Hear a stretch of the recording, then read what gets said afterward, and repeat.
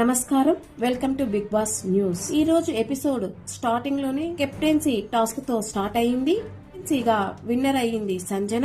కానీ ప్రజల మనసులు గెలిచింది రాము రాథోడ్. చాలా బాగా ఆడాడు. సంజనాని గెలిపించిన శ్రీజాకి మాత్రం ఎలాంటి అప్రిసియేషన్ రాలేదు. టాస్క్ లో ఓడిపోయినందున రూడ్ గా బిహేవ్ చేసిన పవన్ కళ్యాణ్ అలాగే ప్రియా. చిన్నపిల్లలకు కూడా పోటీ ఇస్తా అంటున్న మాస్క్ మ్యాన్ అలాగే మనీష్, వీళ్ళిద్దరిని చూస్తుంటే ఇరిటేషన్ కి బ్రాండ్ అంబాసిడర్ గా పనికొస్తారనిపిస్తుంది. ఇదెక్కడి సైకోగాలురా అన్నట్టుగా బిహేవ్ చేస్తున్నారు. కెప్టెన్సీకి సపోర్ట్ చేయలేదని ఫ్లోరాకి వార్నింగ్ కూడా ఇచ్చారు. కెప్టెన్ గా మారిన సంజన థమ్సప్ ఇస్తాను, స్కిట్ చేస్తారా అని అడిగింది. స్కిట్ అయితే చాలా మంచిగా వచ్చింది, కానీ థమ్సప్ అయితే ఎవరికి రాలేదు. అసలు ఏం జరిగిందంటే ఈ రోజు హౌస్ లో థమ్సప్ అనేది దొంగతనం జరిగింది. అది కూడా ఫ్రమ్ ఓనర్స్ నుంచి.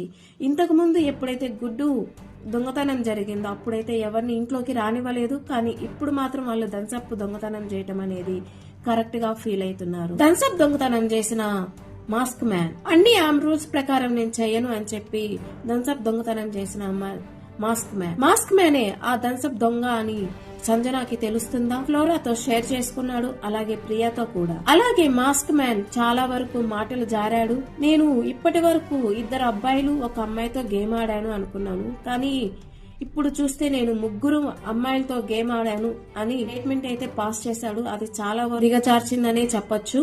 ఆ అన్నది ఎవరినో కాదు, ఇమాన్యుయల్ అండ్ భరణి. స్పాటినెస్ లేని మాస్క్ మ్యాన్ అలాగే మనీష్ ని చూస్తుంటే ఇరిటేషన్ గా ఫీల్ అవుతున్న బిగ్ బాస్ ఫ్యాన్స్. స్కిట్ అయితే హిట్ అయింది, కానీ సంజన ఇస్తా అన్న థమ్సప్ బాటిల్ మాత్రం ఇవ్వలేదు.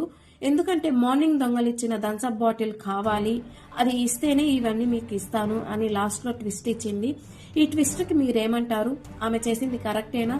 సంజన కెప్టెన్సీ మంచిగా జరుగుతుందా? మీ అభిప్రాయాన్ని తెలపండి కామెంట్ బాక్స్ లో. మీకు గనక ఈ వీడియో నచ్చినట్లయితే ప్లీజ్ సబ్స్క్రైబ్ చేయండి, అలాగే లైక్ చేయండి, కామెంట్ చేయండి.